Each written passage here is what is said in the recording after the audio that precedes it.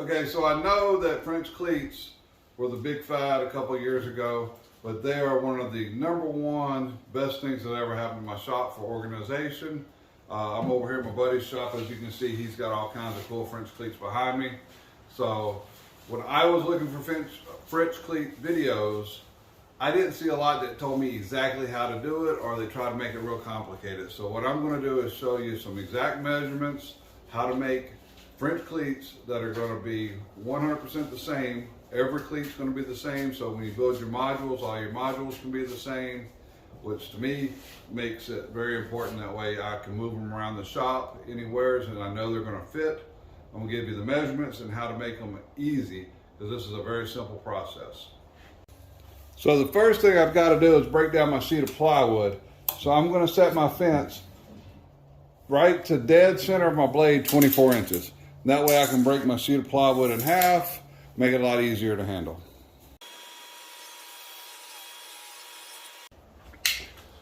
Okay, so now we got our sheet of plywood broken down into 2 sections that are just under 24 inches each. What I'm going to do is I'm going to set my fence, and I'm going to set just to the outside of my blade to 6 inches. This is a full girth blade, so that's going to make it 5 7/8. Because each time I cut, I lose 1/8 of an inch of material. So if I was to try to cut 6-inch sections, I would get 3 full 6-inch, but then that 4th piece out of each side would only be 5 5/8, because I lose 3/8 of an inch. So we want them all to be the same. Now I did lose half of a blade on each of the 24 inches, so they're actually 23 and was that 15/16, because I only lost a 16th on each one. And so the last one will just be taking off a 1/16 of an inch, and then we'll end up with 8 pieces that are 5 7/8 inches wide.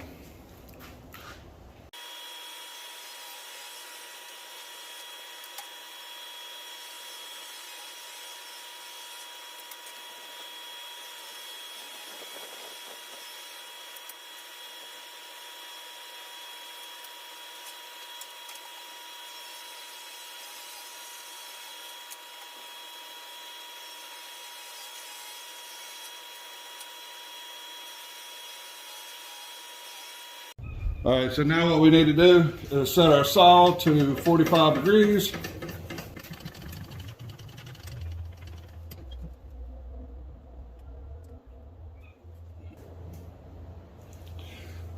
Okay, set.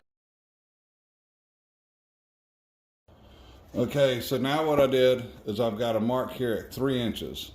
I want to set my 45 to cut 3 inches. So I kind of get down low and I line up. Okay, I need to come over.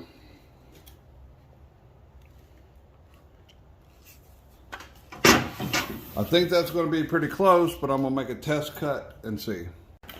Okay, so I run this little test scrap board in here to test it, but I'm using the same thickness. All right, so now I'm at 2 15/16. So this, I'm trying to get 3 inches on my long side. So when you see my cut here, my long side I want 3 inches. So if I need to bump my fence over about a 1/16 of an inch and try it again.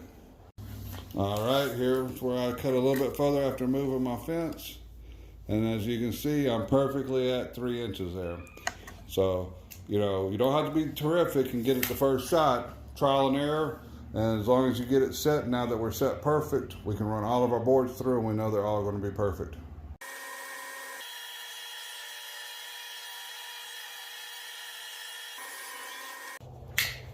Okay, so our board, so we're down now to about 5 5/8.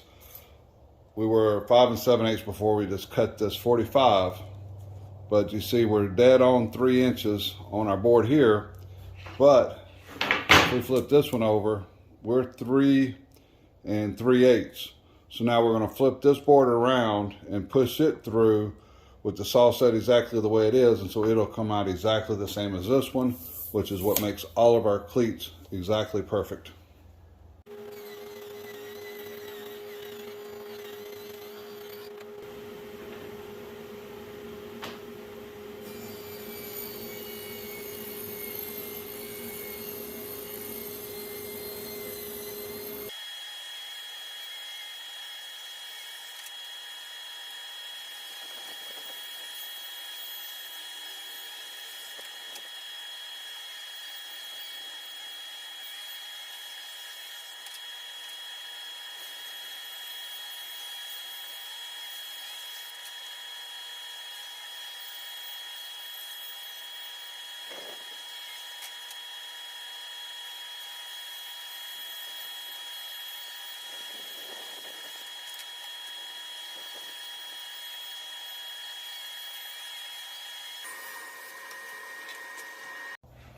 Okay, so now we have all of our cleats. They could be put up on the wall like this. They're all dead on 3 inches, but they have this sharp edge on them. And so I find it better if I go ahead and set my fence here at about 2 7/8. So I'm going to basically take a blade's thickness off of this edge and just flatten that out real quick.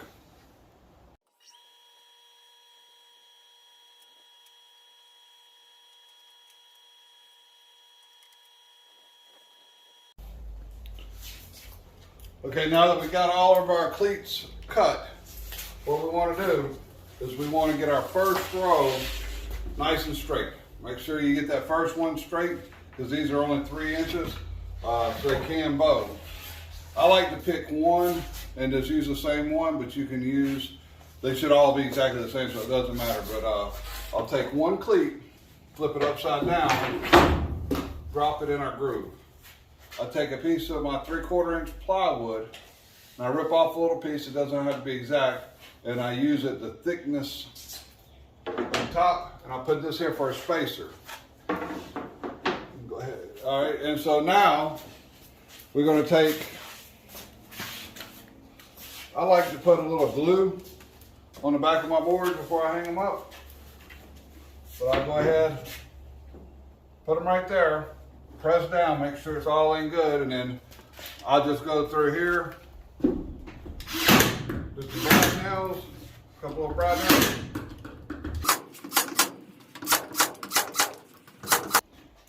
So I'm not going to make you watch me nail all these and all the noise from the nail gun, but you got this 3/4 spacer in here, and then you pull that 3/4 spacer out, and then you move your next cleat up.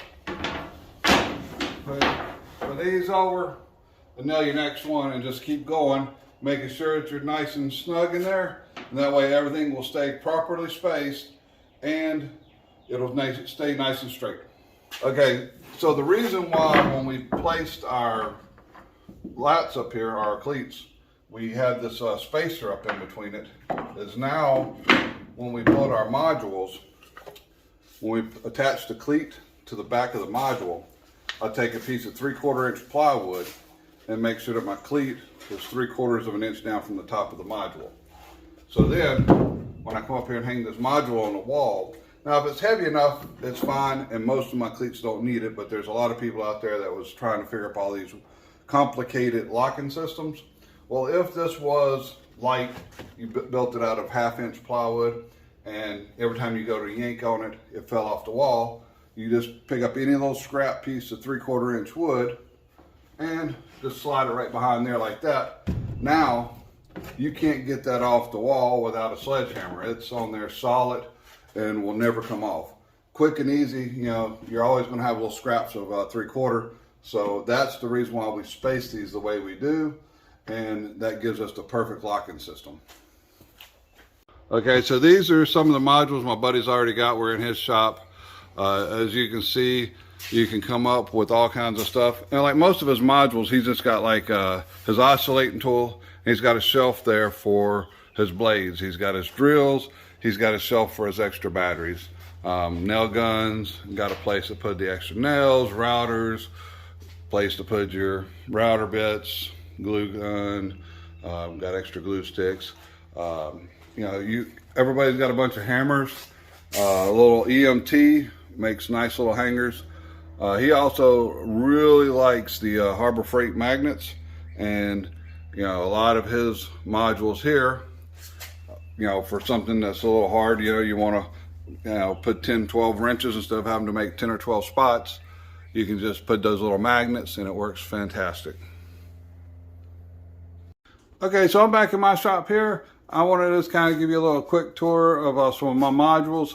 So like with my angle grinders, I hate having to change my bits out all the time. So I've got, you know, my cutoff wheels, I got my wire brush, I got my metal, this is a metal cutoff wheel, this is a grinding wheel, then I've got all these other attachments. And so what I've done is I put in a threaded insert, and then this is a 1/4 20 bolt, and put it in there, and that way I can hang all my extra little blades up on there. Battery chargers, these are over here by the outlet, but if I want to move them, and I do, I move cleats around whenever I get a new tool in, and it's like, oh man, I wish I had this an inch over here further, or you know what, that needs to go on the other side of the shop. When I can, like my drills, I try to build a module that holds multiple tools all at one time. Sometimes like if a tool comes with a holder, I'll just go ahead and like this one here, I just route it in and put a little screw, but then I made it on the French cleat, so now it's my system where I can move it around. Same here with the little T-handles, I just screwed them down, made a little holder for it. Sometimes, you just have to, come up with some ideas of, something like here. I've got too many pliers. I got a whole drawer full back there, but I've got my big ones back there and then ones in the front. So now I've got that little box right there, holds all my pliers up. If you got a 3D printer, you can make this little file up, and then all you have to do is come out and extrude out the bottom and then cut in whatever holes you want, and then you've got a custom bit holder. And now you don't have to worry about what size is it? Well, oh, okay, this is a number 6, or is it 0.6 millimeter if I'm doing metrics. My wrenches, they go up there. You got all these 1/4 inch bits. I put up these little files here. If anybody's interested in the 3D printing files, I'll be more than happy to provide those, put them up on Thingiverse or something. But yeah, just like with my buddy, any of my little saws, I always try to keep my blades as close to possible with them. Again, like my nail guns, I just put as many of them as I can, and that keeps it nice and heavy. Here's my Bessie clamps. There's 8 of them. Those things are heavy, but French cleat has no problem holding them up. I like to, when I'm sanding, I'll just swap sanders instead of pulling my sandpaper off and then, messing up my sandpaper. I use that good sandpaper, and so it's just cheaper. You can go to Direct Tools, get you some of those little sanders for a little bit of nothing, and then, you just swap out sanders instead of swapping out your paper. So anyway, if this is helpful to you, if you see any kind of modules up here, you want me to kind of explain a little bit better, certainly let me know. I'll be more than happy to help you out. If you're looking for any kind of little files, for any of the 3D printed stuff, let me know, and I'll be glad to share those with you. Don't forget to subscribe and like the video if you think it's worth it. And till next time.